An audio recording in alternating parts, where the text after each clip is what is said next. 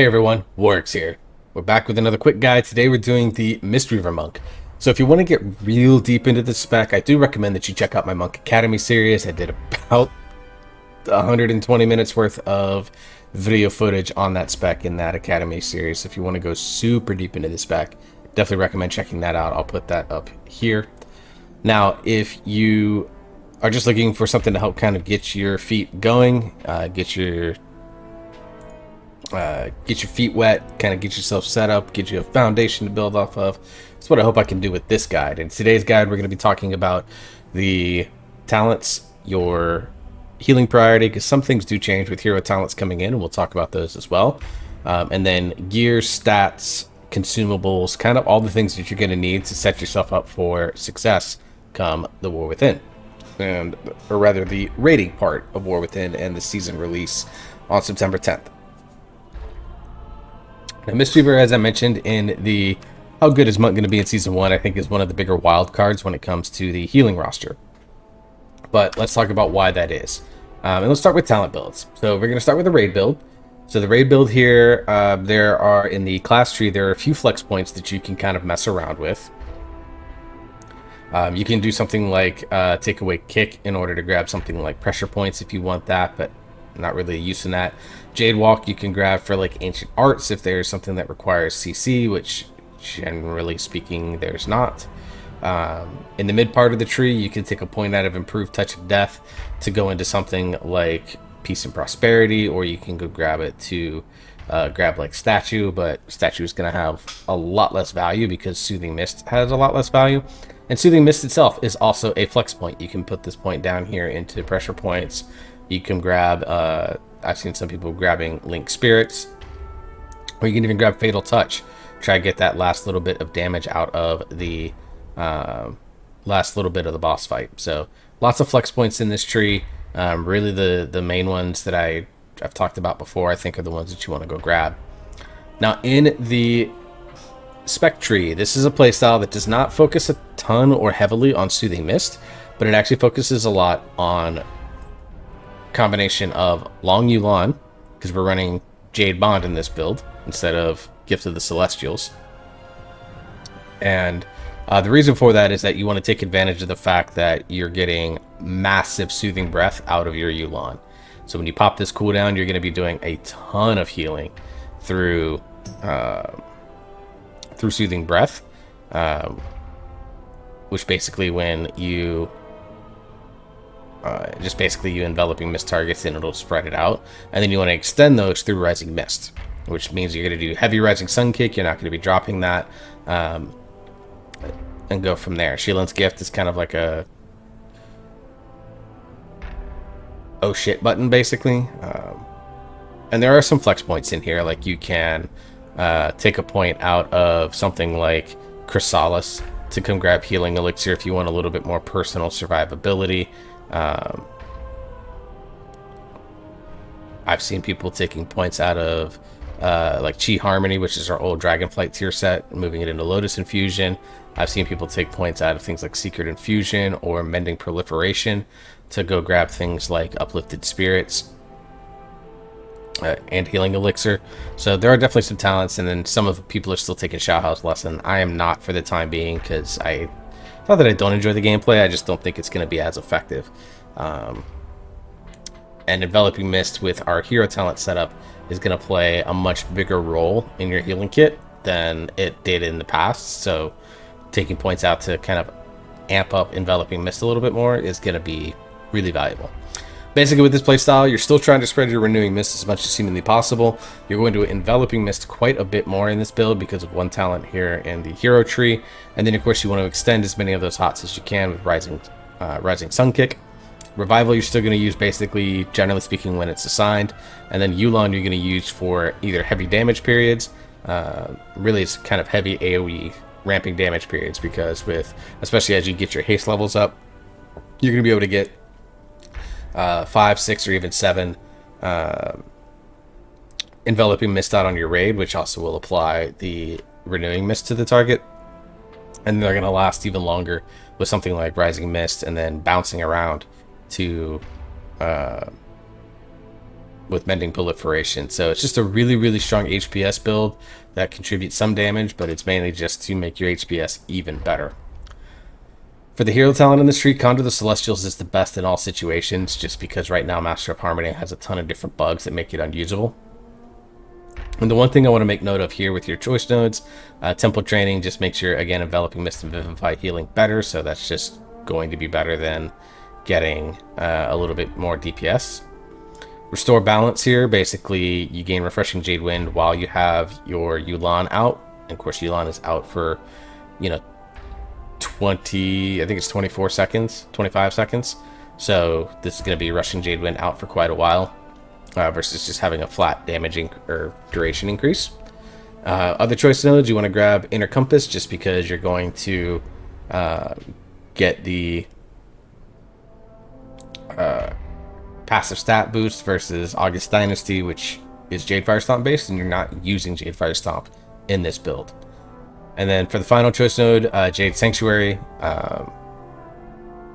basically you get 15% less. It's really for the defensive DR versus a better fortifying brew. But one of the most important talents in this tree is actually right here, Strength of the Black Ox.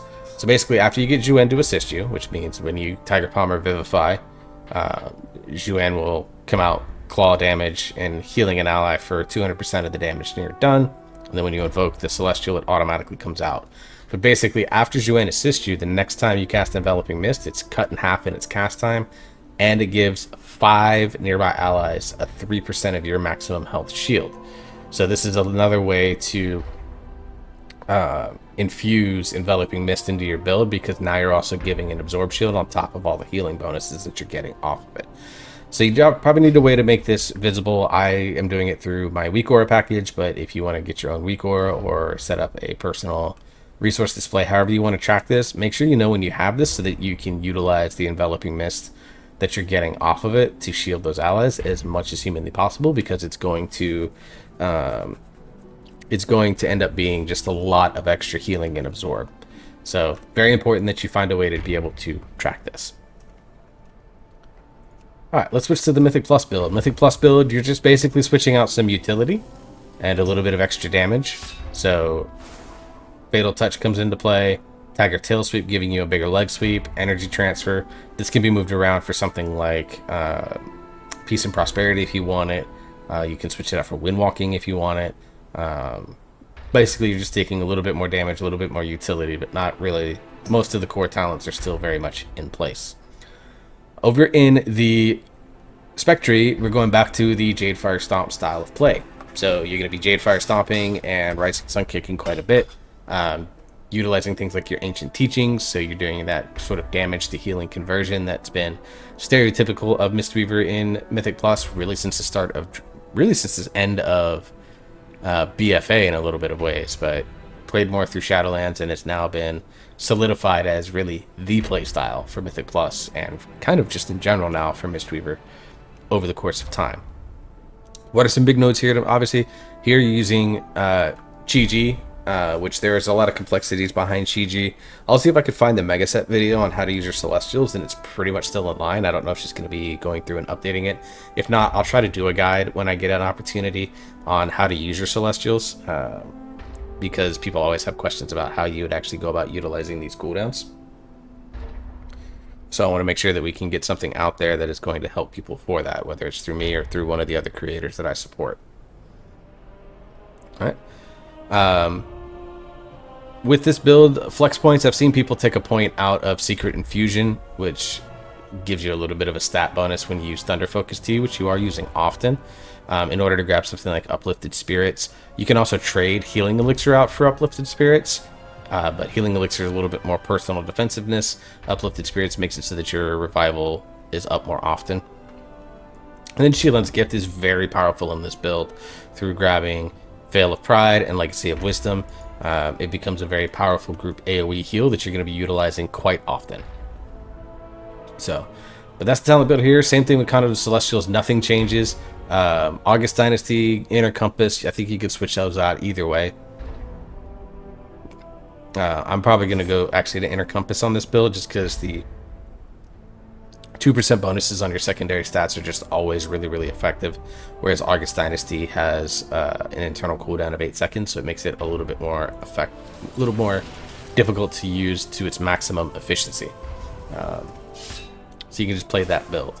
So like I said, export codes, I'll put them into the descriptions below so that you have them and you can just go into the description, copy, paste them right into these builds, make any tweaks that you want for personal preference. And then as we get into the raid, if things change with the build, I can do either shorts or quick, like 5-minute update guides on talent changes and stuff like that. So let's talk about the healer rotation, really kind of a refresher on it. Now, the rotation guide that I did, or the healing priority guide as I call it, in the Monk Academy series, really talks about the core gameplay styles of Mistweaver, where you're, like I said, the core idea is whenever anything else fails, you can always renew mist as many targets as you can, rising sun kick on cooldown, and vivify cleave. That is always, while it's not always the most efficient, it is always a safe way to play. Now, because of Conduit of the Celestials, enveloping mist starts to play a little bit more into your build, but again, you need a way to be able to track that to really maximize its benefit. But just know that every now and then you're going to want an enveloping mist, and enveloping mist has always been good to cast on a target that has that is taking heavy single target damage, because it boosts your healing on that target anyways. If you look at the tooltip here for enveloping mist, so it heals over time, increases the healing received from your other spells by 40%, and it gives you a quick renewing mist, so it's a good way to spread your hots as well. I wouldn't rely on that, but it's at least a good way to get some hots out there so that you can maximize your Zen pulse, which I'll probably do a quick video on that later on. But really, that's kind of now the core gameplay. For Mythic Plus, you're going to add in Jade Fire Stomp, ideally at the beginning of every pack, or once your tank gets everything settled, because your tank can pull out of the Jade Fire Stomp, in which case you utilize all benefit from it. So once your tank gets everything settled, Jade Fire Stomp, and then go into making sure you're renewing Mist spread, Rising Sun Kick on cooldown, and through Ancient Teachings of the Monastery, you want to make sure that you're Blackout kicking, Spinning Crane kicking, and Rising Sun kicking as much as you can while using your healing spells in periods of heavy damage.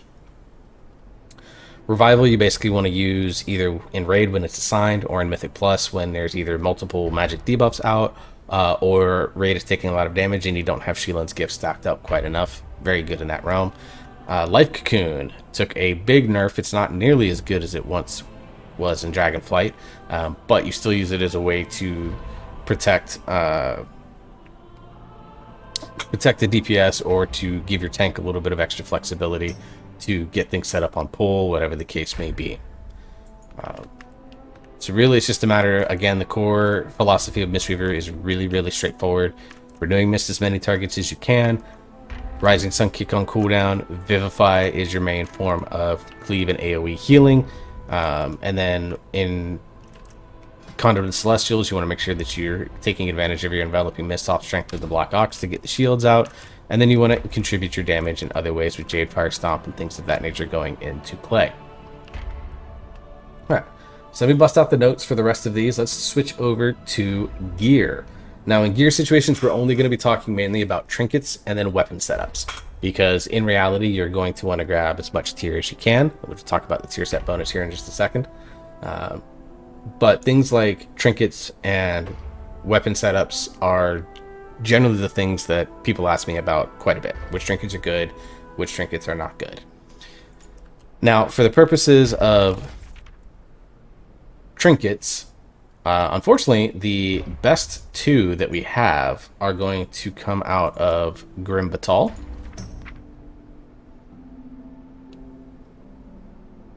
which comes off of Forge Master. And that is going to be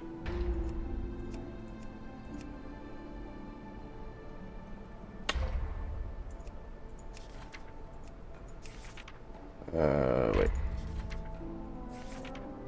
Oh, comes off of Eridax, the Gale of Shadows. Obviously, haste, good. We like haste. Spoilers. And then you get basically getting intellect every time they heal or you deal damage, stacking up to 20 times. It's just a really good way to stack your. It's a really good way to stack up your intellect, and obviously you're getting the haste out of it. Just a really, really strong trinket. The other one is going to come from Mr. Scythe. And if you're a long time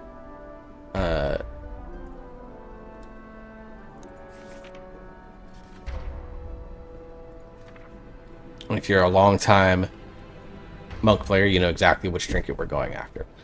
So again, you get a haste proc on a high intellect trinket with Unbound Changeling. Obviously, this is not upgraded from Mythic Plus, but it's very good for obviously just granting that haste. Again, spoilers, Mistweavers like haste. Now, if you're looking for some trinkets out of raid because you've been struggling getting stuff out of Mythic Plus, then let's go ahead and talk about the Gruesome Syringe, which comes off of Brood Twister. So this is obviously a heavy crit, not a bad stat for Mistweaver at all. And here basically you get a chance to get Volatile Serum, and then if an ally drops below 70% health, you expel a charge of that serum to heal them for an amount. If it's unconsumed after 15 seconds, then they give you intellect. So pretty solid trinket. Again, doesn't play into the fact that we really value haste. And then go from there. But still a pretty solid trinket overall. The other trinket's going to come off the Nexus Princess, and that is the Treacherous Transmitter. So again, here, passive haste value, so we really like this. And then when you do an on-use, you usually want to combine this with something like your Yulan,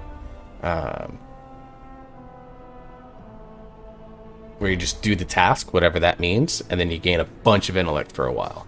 So another solid trinket. I would put these kind of down the list a little bit. Changeling and Gale of Shadows are just by far the best. You can also grab the Empowering Crystal of Anubakaj, which basically is a big intellect jump and then gives you a random secondary stat bonus, but it's fine, but not great. But I would definitely go chase. Unfortunately, you're gonna have to dungeon grind to get your 2 best healing trinkets. So what about weapons? Overall, the best weapon I think is actually going to come from City of Threads. And that is going to be off of...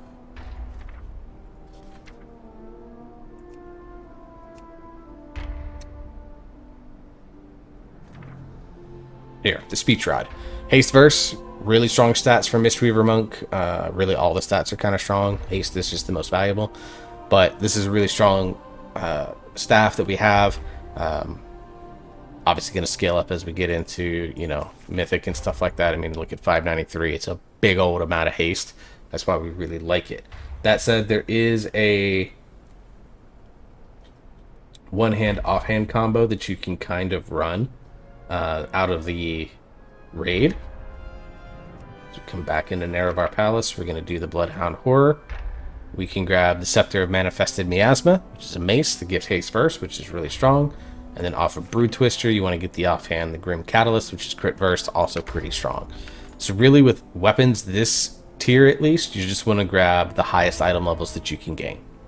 Alright. Let's talk about your tier set.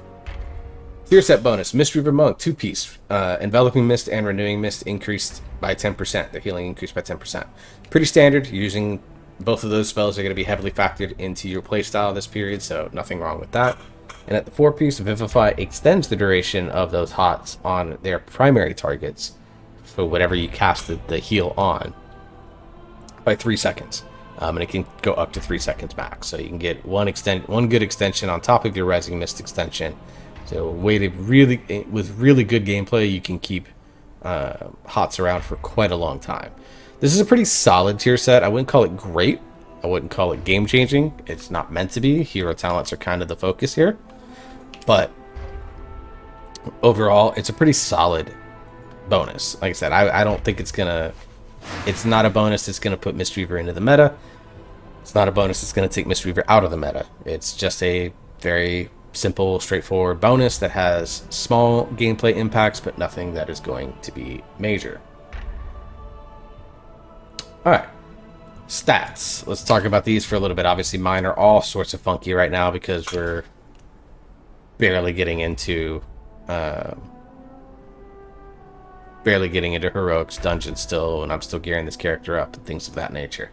That said, intellect is still by far the best stat for Mistweaver Monk. So if if a piece is like 10 to 15 item levels above what you have now, regardless of the secondary stats, it's an upgrade because of the intellect and stamina on it purely.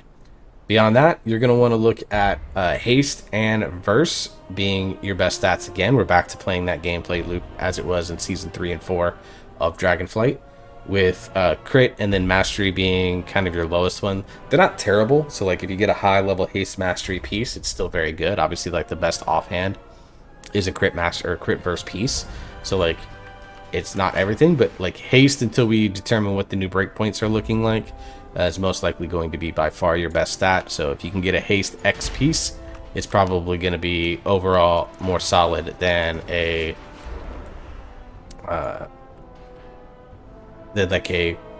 crit mastery piece.